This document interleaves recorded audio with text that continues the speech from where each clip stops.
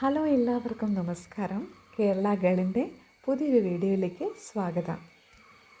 നമുക്കിന്ന് കേൾക്കാം നിത്യകല്യാണി എന്ന ചെടിയെക്കുറിച്ച്. നമ്മുടെ നാട്ടിലൊക്കെ സർവ്വസാധാരണമായിട്ട് കണ്ടുവരുന്ന ഒരു പൂച്ചെടിയാണ് നിത്യകല്യാണി. നിത്യവും പൂവിടും എന്ന് പറയാം അല്ലേ? അതുപോലെ നിത്യകല്യാണി എന്ന വാക്കിനെ രണ്ടായി പിരിക്കുമ്പോൾ നിത്യ കല്യാണി, കല്യാണം എന്ന് പറഞ്ഞാൽ മംഗളകരം എന്നാണ് അർത്ഥം.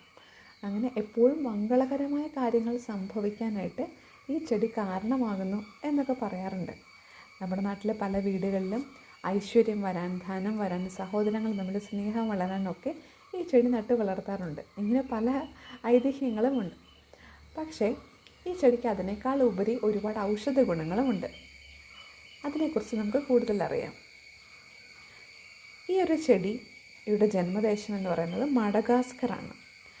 അതുപോലെ ഈ ചെടിയുടെ ഞാൻ പറഞ്ഞതുപോലെ ഔഷധ ഗുണത്തിൽ ഏറ്റവും പ്രധാനമായ ഒന്നാണ് അർബുദ ചികിത്സയ്ക്ക് ഉപയോഗിക്കുന്ന ഔഷധമായിട്ടുള്ള വിൻക ആൽക്കലോയിഡ്സ്. അത് വേർതിരിക്കുന്നത് ഈ ചെടിയിൽ നിന്നാണ്.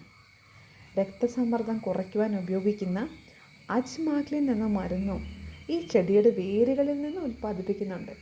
അതുപോലെ മറ്റൊരു അത്ഭുതകരമായ കാര്യം, സ്ട്രെസ്സ് കുറയ്ക്കാനായിട്ട്, ഇപ്പോൾ ആളുകൾക്ക് എല്ലാവർക്കും സ്ട്രെസ്സുണ്ട്. സ്ട്രെസ്സ് കുറയ്ക്കാനായിട്ട്, ടെൻഷനൊക്കെ കുറയ്ക്കാൻ ഈ ചെടിയുടെ വേരുകളിൽ നിന്ന് മരുന്ന് ഉൽപ്പാദിപ്പിക്കപ്പെടുന്നു എന്ന് കേട്ടിട്ടുണ്ട്. അതുപോലെ പഴയ കാലങ്ങളിൽ ഈ വേര് പ്രത്യേക രീതിയിൽ പ്രോസസ്സ് ചെയ്ത് തലയണക്കടിയിൽ സൂക്ഷിച്ചിരുന്നു എന്നും കേട്ടിട്ടുണ്ട്. ഇതിനെക്കുറിച്ച് എനിക്ക് കൂടുതൽ അറിയില്ല. അതുകൊണ്ട് ഈ ഒരു കേട്ടറിവ് അങ്ങനെ മാത്രം പങ്കുവയ്ക്കട്ടെ.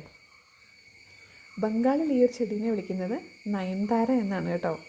പിന്നെ നമ്മൾ നാട്ടിൽ കോമൺ ആയിട്ട് വിങ്ക റോസ് എന്നും റോസി പെരിവിങ്കിൾ എന്നൊക്കെ ഇതിനെ പറയാറുണ്ട് ഇംഗ്ലീഷിൽ പറയുമ്പോൾ. ഈ ഒരു ചെടിയുടെ ഇത്രയും പ്രത്യേകതകളാണ് ഏറ്റവും പ്രധാനമായിട്ട് കണ്ട് പറയപ്പെടുന്നത്.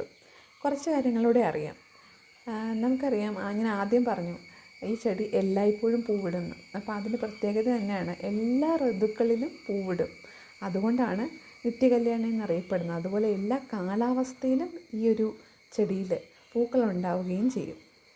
ഇതിന് വേറെയും കുറച്ച് പേരുകളുണ്ട്. ഈ നിത്യകല്യാണി കൂടാതെ ഉഷമലരി എന്നും മലയാളത്തിൽ പറയാറുണ്ട്. ഉഷമലരി ഇത് പണ്ട് കാടുകളിൽ, ശവക്കോട്ടകളിലൊക്കെ ഒത്തിരി കാട് പിടിച്ച് കിടക്കുന്ന രീതിയിൽ വളരാറുണ്ടായിരുന്നു. അതുകൊണ്ടും കൂടെയാണ് ഇതിന് ഈ ഒരു ശവന്നാറി പൂവൽ, ശവക്കോട്ട പച്ച എന്നൊക്കെ പേര് വന്നത്. പിന്നെ ചിലർ അതിന് ചുടുകാട്ട് മുല്ല എന്നൊക്കെയും പറയാറുണ്ട്. പ്രധാനമായിട്ടും പിങ്ക്, വെളുപ്പ് എന്നീ രണ്ട് നിറങ്ങളിലാണ് ഇതിനെ കണ്ടുവന്നിരുന്നത്. അപ്പോൾ ചിലർ വിളിക്കുന്നതിന് ആദം ഹവ്വ എന്നായിരുന്നു. പിങ്കും വെളുപ്പും ആദവും ഹവ്വ എന്ന് വിളിക്കാറുണ്ട്. അത് നിങ്ങൾ കേട്ടിട്ടുണ്ടാവും അല്ലേ? ആദം ഹവ്വ ചെടി എന്നും ഇതിനെ പറയാറുണ്ട്. ഇതിന് നിത്യകല്യാണി എന്ന പേരൊക്കെ അധികം പേർക്ക് അറിയില്ല. ആദം ഹവ്വ ചെടി എന്നാണ് ഇതിനെ പറഞ്ഞിട്ടുള്ളത്. പിന്നെ പഴയ കാലത്ത് ഇത് ചില വിഷമായിട്ട് പോലും ഇതിനെ അളവ് കൂടി ഉപയോഗിക്കുമ്പോൾ, ഏത് അമൃതും അധികമാകുമ്പോൾ വിഷം എന്ന് പറയുന്നത് പോലെ തന്നെ ഈ ചെടിയും അമിതമായിട്ട് കൺസ്യൂം ചെയ്ത് കഴിഞ്ഞാൽ അത് വിഷമായിട്ട് തീരുമെന്ന് ഉണ്ട്. ഇതുപോലെ നല്ല പച്ച കളറാണ് ഇതിൻ്റെ ഇലകൾക്ക്. മഴയൊക്കെ കഴിഞ്ഞ് നോക്കുമ്പോൾ നല്ല രസമാണ്. അപ്പോൾ ഈ ഒരു വിത്തുകൾ, ഇതിൻ്റെ വിത്തുകളാണെങ്കിലും ആ ഒരു നമുക്ക് പതിയെ പതിയെ ആ ഒരു ഫലത്തിൻ്റെ ഉള്ളിൽ ഒത്തിരി വിത്തുകൾ എടുക്കാനായിട്ടും പറ്റും. അപ്പോൾ ഇത്രയും ഒന്ന് ഓർത്തിരിക്കുക. നമുക്ക് എല്ലാ വീടുകളിലും എളുപ്പത്തിൽ പിടിപ്പിക്കാവുന്നൊരു ചെടിയാണ് നിത്യകല്യാണി. അപ്പോൾ നിങ്ങളും പിടിപ്പിക്കുക. നിങ്ങളുടെ വീട്ടിലുണ്ടെങ്കിൽ അതിനെ വീണ്ടും അടുത്തടുത്ത ഏരിയകളിലേക്ക് നട്ട് വളർത്തുക. ഒത്തിരി പൂക്കളുണ്ടാവും, കാണാൻ നല്ല ഭംഗിയായിരിക്കും.